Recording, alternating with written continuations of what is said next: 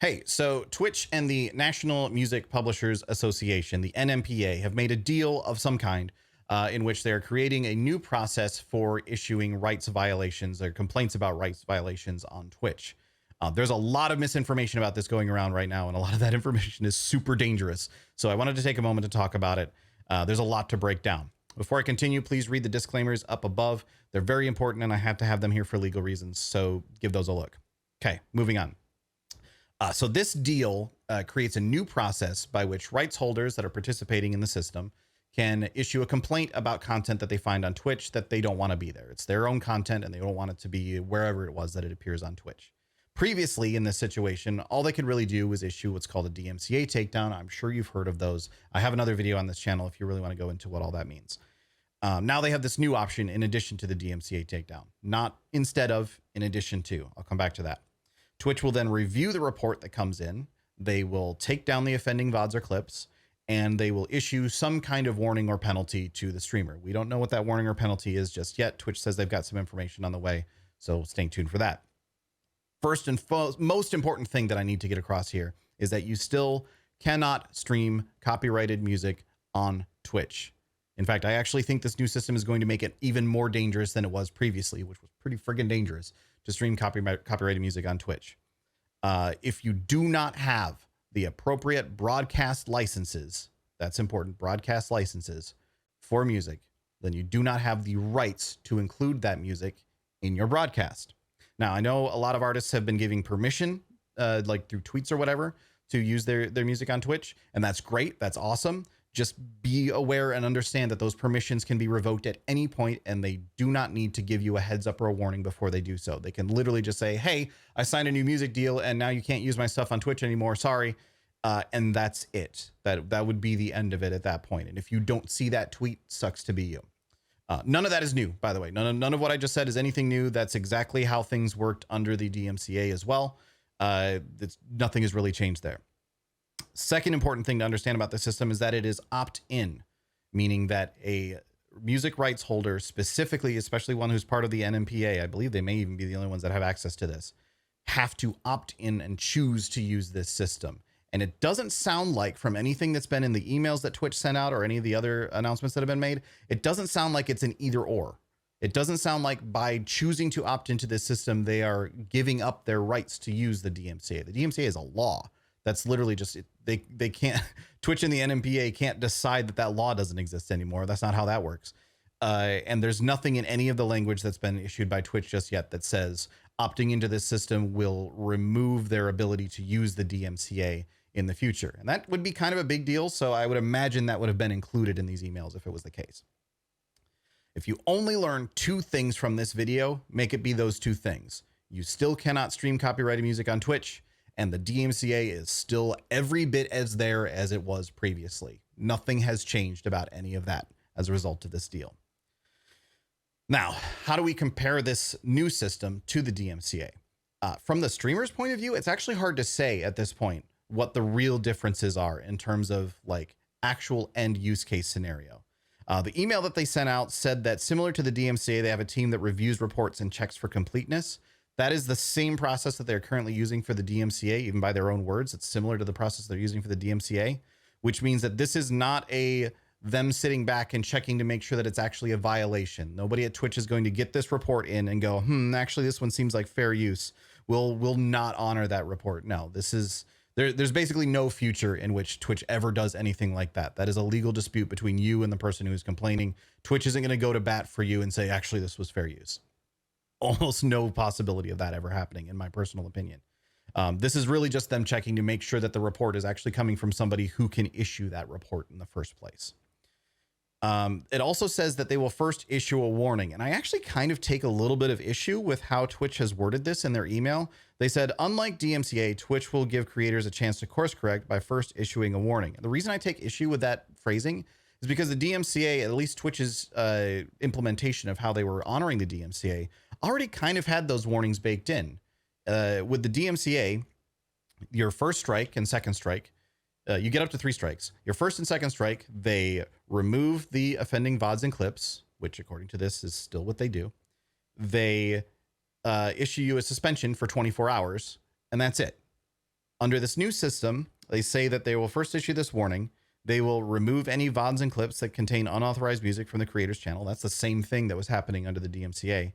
And then it says that they will issue a penalty, which we don't know what that penalty is yet. But if it's a 24-hour suspension, then that's the exact same result for streamers. The difference here is that they aren't necessarily beholden to the 3-strike rule. If you really dig into how the DMCA works, the 3-strike rule isn't really a thing anyway. It's just kind of what people do. All we really know legally is that 10 strikes is too many because of a previous lawsuit that occurred. But it does give Twitch a little bit more freedom in how they actually issue those penalties.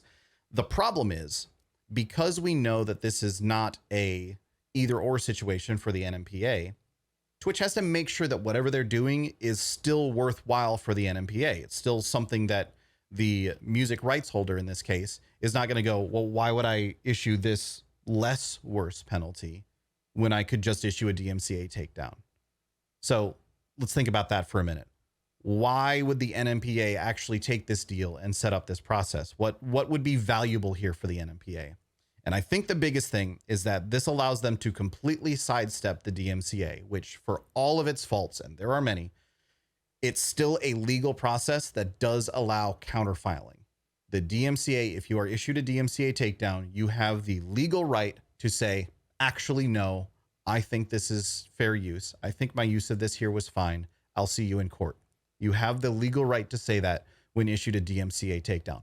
Please talk to a lawyer before even considering anything like that. I'm not a lawyer. I know I did the disclaimer earlier, but now I'm paranoid. Do not take that as like me telling you to do that. Talk to a lawyer before you even consider that. And for that reason, a lot of people don't do it. But under this new system, if the NMPA complains, it's 100% between them and Twitch. You have no legal recourse. If the NMPA goes to Twitch and says, hey, we don't like this content, Twitch goes, you know what? NMPA, we want to be friends with you right now. So yes, we'll remove that content. That's it. It's gone. That your content's just gone at that point. You have no say in that matter. Now, why that's important, aside from just like it gets the NMPA the ability to flex a little bit harder, we also know that rights holders have tools that allow them to automatically detect and issue these complaints. That's what they've been turning on in the past. There was like, I think the longest was like a week time span where they had these automated tools just basically listening to every single stream on Twitch. And if it detected anything that matched their database of their own copyrighted music, then it would issue a DMCA takedown. They've issued those in short bursts in the past, but I believe those were warning shots. And I think the writing's kind of been on the wall for a while that those were warning shots. Now that they don't actually have to worry about anybody taking them to court over this, now that they can just say, oh, just issue as many as we want, and we don't have to worry about anyone taking us to court, they can turn those tools on full time. And to me, that's scary. I think we're about to see a lot more complaints coming in from rights holders about music being used on Twitch. Previously, like it all just lines up. It just makes perfect sense. Why would they not at this point? They don't have to worry about anything. The worst they have to worry about is Twitch going, you didn't file this complaint properly. That's it. I expect we're about to see a lot more complaints coming in from rights holders about music on Twitch. And it's hard to say at this point, especially because we don't yet know exactly what the repercussions are for streamers. It's hard to say whether that's better or worse. And it's also hard to say how widespread that's going to be.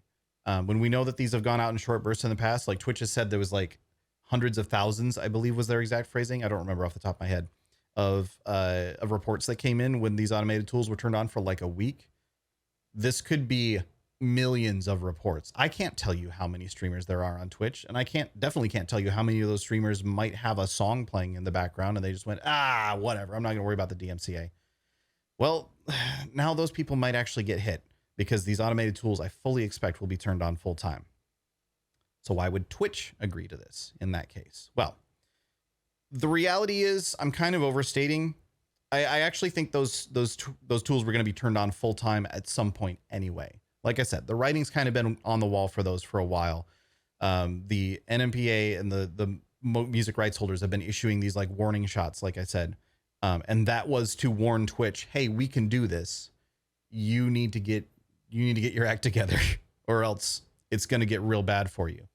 Now, the reason it's going to get real bad for Twitch isn't directly like, obviously it suck when things suck for streamers, things suck for Twitch. I think that's an important thing that people need to remember.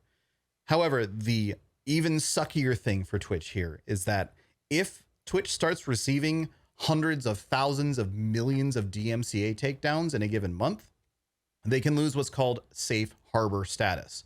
This all ties right back into the projections that were put there by the DMCA. Again, for all of its faults, it does have some advantages. And one of those advantages is that it allows Twitch to basically just say, we're the host. All we're doing is providing a service here. It was that guy who uploaded your thing that actually violated your copyright. We're not the ones that violated the copyright.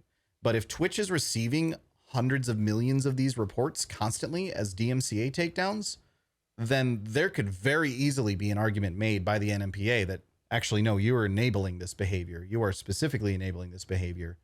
At which point Twitch would lose what's called safe harbor status and then become legally liable for every single rights violation that occurs on their platform. That's very important. And I think the number one reason why Twitch wants to make this deal.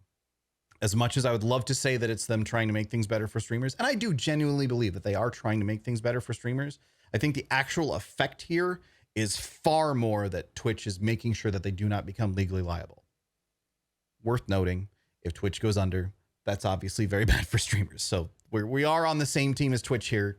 It's just not as directly them going to bat for us as I think some people like to think. All that said, I do want to point out one real solid glimmer of optimism that I noticed in this email that went out, which is in the section about warnings, about the warnings that they will issue. They say, they'll issue a warning if a live stream involves one of several specified flagrant music uses. Examples include rebroadcasting music concerts and broadcasting pre-release tracks. Now, those are two things that we've seen mentioned before a lot in the past, where that to me kind of it makes me think that maybe the NMPA in this situation isn't quite so worried about whether or not you've just got some random tracks playing in the background while you're doing other stuff. In fact, there's been a lot of people who've made arguments that actually could be considered fair use if it's just sitting in the background while you're doing other stuff. Similar to how playing a video game could be considered fair use. I think there's a possibility here that all the NMPA is really after is making sure that if you decide to rebroadcast someone's concert, or if you decide to spend all day running a radio station or anything along those lines where the entire focus is the music, that might be the ones that they're really concerned about here. In which case, this system existing means that we could end up in a state where you just get your VODs and clips deleted sometime. That still sucks. Like, it always sucks if you're like, oh crap, yeah, sorry, I played some, I don't know, Katy Perry on my stream and then my VOD got deleted. Like, that still sucks, but that's a lot less sucky than worrying about having your channel completely ripped away. That said, I still find it very unlikely that if they're constantly having to go in and delete somebody's VODs and clips for some reason, I find it unlikely that they're just going to continue constantly deleting somebody's VODs and clips ad infinitum. I don't know exactly how to say that. More than likely, at some point, they're going to have to still say, okay, enough is enough, and they'll still probably close your account. That's just my guess.